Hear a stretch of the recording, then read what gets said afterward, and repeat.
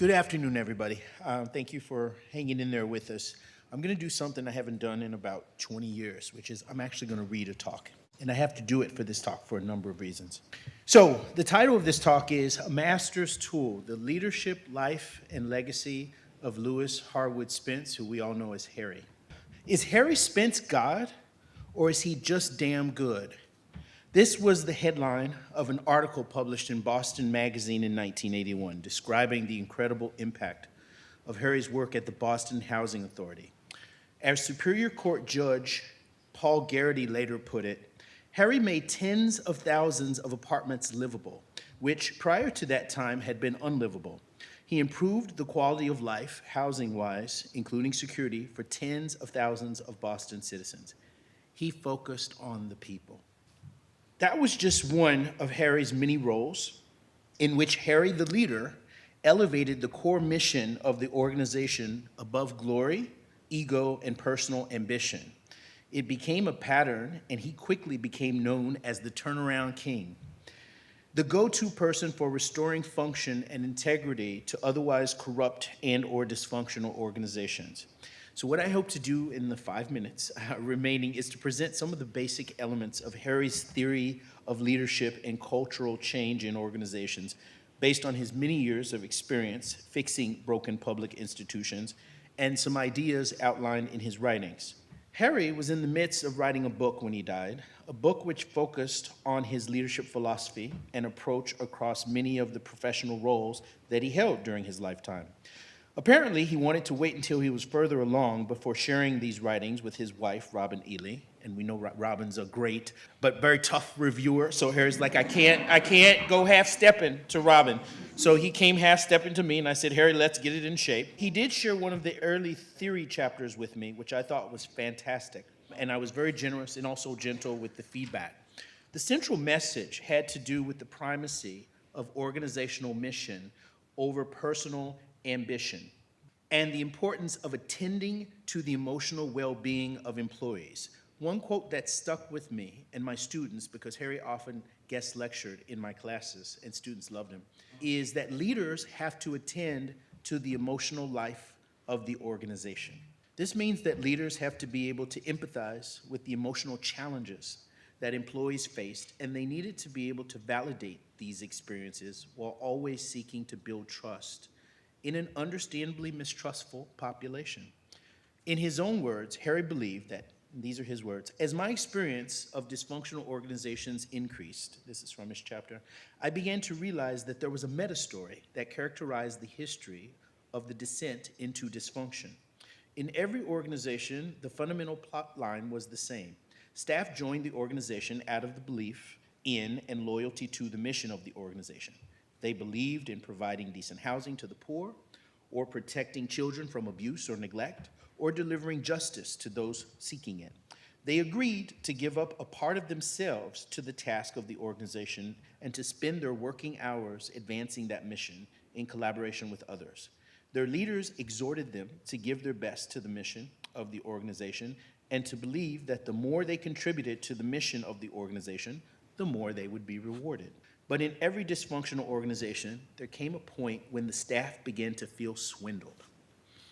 While the leadership of the organization called on everyone to commit themselves wholeheartedly to the mission of the organization, staff began to see evidence that the leadership themselves sometimes put their personal self-interest above this mission of the organization.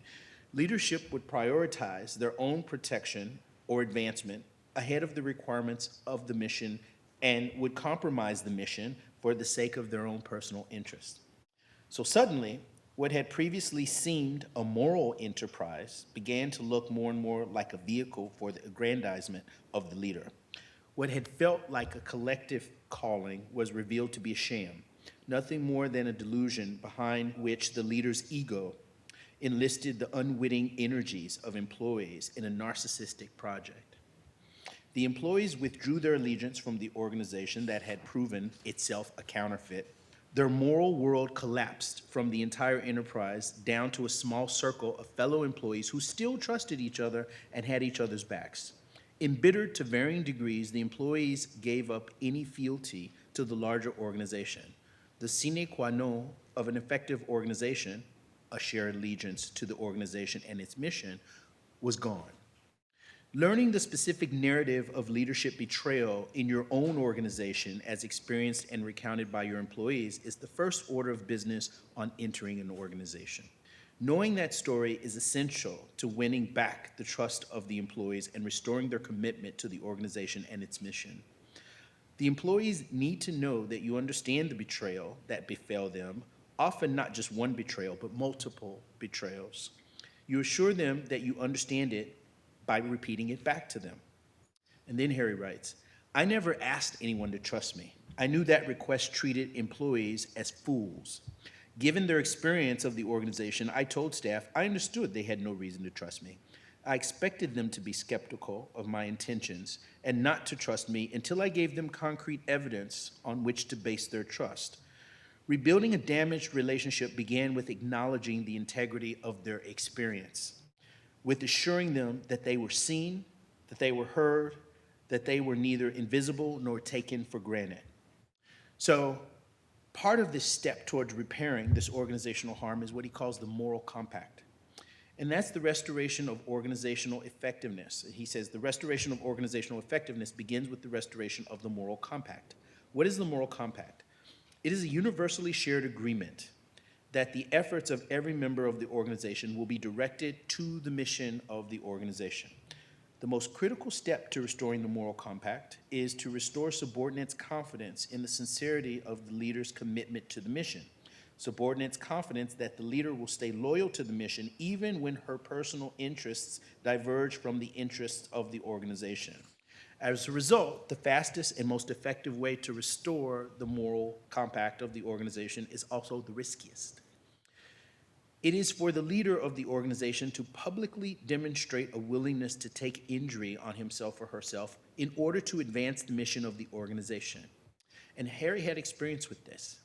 Every time the Boston Herald excoriated me, he says the Boston Herald, I guess that's an old newspaper, maybe the Boston Globe. Was there a Boston Herald once upon a time? Okay, so I just want to make sure. Every time the Boston Herald excoriated me as commissioner of child welfare for refusing to fire a social worker who had made a thoughtful and reasoned judgment that had nonetheless ended in tragedy, the confidence of the staff increased that I was committed to the mission, to ensuring that sound judgment was not punishable because fate had different outcomes in store. Constant and extensive communication with the organization also builds the foundations of trust between an organization and its leader. I regularly wrote 5 or 6 page letters to all employees. These letters laid out the developing strategy for change in the organization and the values that underlay the strategy. This constant communication was a powerful antidote to betrayal. And he says, I have no idea how widely my letters were read, but I believe that in treating employees as capable partners in the work of the organization conveyed a trust that was gradually increasingly reciprocated. In the end, you cannot expect that every employee will agree with every decision that you make, but if you're able to lay out the grounds for the decision and the integrity of your reasoning process, you will almost always win the respect, if not the agreement, of employees. These grounds, or the raison d'etre of the organization, are constantly reinforced. Harry argues that the real purpose of weekly senior staff meetings is not necessarily to engage in group problem solving, sometimes it is, but more often it's to develop shared practice in enacting the values of the organization. Every decision made in senior staff meetings is what he calls an exercise in values clarification, until the core values of the organization are built into the muscle memory of every single member of the senior staff. So the third thing that I want to talk about, the penultimate thing that I found a little bit paradoxical but very interesting, is that he argues that the ultimate success of the organization requires a certain degree of disengagement. 2 of Harry's critical principles of leadership for change were that, number 1, human beings cannot sustain a creative process or creative approach to problems without periodic meaningful breaks from the problem, right? So just as we as humans need sleep, leaders need a break from the problem. Secondly, an organization and its leaders both know that the leader cannot be an indispensable presence in the organization if the organization is ever to become truly healthy. So you can't develop a codependency. Paradoxically, each of these principles speaks to the crucial importance of disengaging from the organization that seems to require our unrelenting engagement. Harry believed that, in his words, if you are committed to the mission, you will want the mission to be carried out in perpetuity, not simply during your own tenure. If your ambitions are limited to success during your own tenure, you are in fact more committed to your own success and glory than to the mission. Your task is not to lead and manage brilliantly, it is to weave the capacity to pursue the mission into the very fabric of the organization. This is a wholly different understanding of the leadership task than is usual. Finally, I'm going to talk about the myth of meritocracy, since the theme of this conference is the master's tools. Because I think, and Harry would say, he would admit, that much of his work was facilitated by the fact that he, in many ways, embodied a master's tool. Harry had the poise and polish of a prince, for those who knew him, the politics of a hippie, and the power, potency, and charisma of James Bond. He was a patrician and a multi-generational Harvard legacy that stretched back over a century. His father, his grandfather, he came from many lines of people who attended this institution. Harry was fully aware of his privilege and how it might have enabled him to weather battles and storms that might have sunk or destroyed the careers of women and people of color. But he was someone who used this power to dismantle segments of the master's house in his own way. He has no illusions about so-called meritocracy, nor does he ignore the unfortunate impact of politics on promotion and its potential to undermine legitimacy. So he says, quote, "In theory, a meritocratic system ensures that those who best advance the mission of the organization will themselves advance within the organization. But meritocracies rarely work according to the ideal. People advance for various reasons, extraneous to the mission of the organization. Political affiliations, fealty to an egocentric boss, identity, in parentheses, tall white males do better on the promotional ladder than anyone else." He was a very tall white male. Theatrics, any number of things. All sorts of factors other than effectiveness in advancing the mission enter into the equation. The temptation to avail oneself of these various shortcuts is ever present. But when a leader, and this is his cautionary message, when a leader seizes such a handhold, it is apparent to everyone in the organization, thereby undermining their own legitimacy. So, many of his insights, although Harry spent an entire career in the public sector, his insights are not only applicable to the public sector, there are many lessons for the private sector as well. One thing that he argues continuously is that we all have missions that are meaningful to people, whether it's educating children, protecting people from harm, providing essential housing, or connecting people to each other and the world. Private companies need to find a meaning, a purpose, and there's a paper written by Collins and Porras on core purpose, and connect that to the work that they're doing day to day and affirm this commitment and dedication to the social mission and not just profit. And that echoes some of the talks that we heard earlier about sort of redefining what it means to be a good business person. The second thing that and there's many things, but a second one that he says that's near and dear to my heart and is integral to my press model, right, the R being root cause analysis, is that in order to repair organizational dysfunction, you have to know what caused it. Diagnosing the origins of the organization's dysfunction is the first order of business. The best source of information on what befell the organization are the people who work there. Constantly asking questions of people at every level of the organization provides crucial information on the history of the organization and what went wrong. So these are exit interviews that surprisingly so many companies don't do, and interviewing people who were there. So finally, I want to mention that Harry wasn't just a god, but also an ordinary human being, and a cherished husband, father, and friend with a joie de vivre and a deep gratitude for the simple things in life.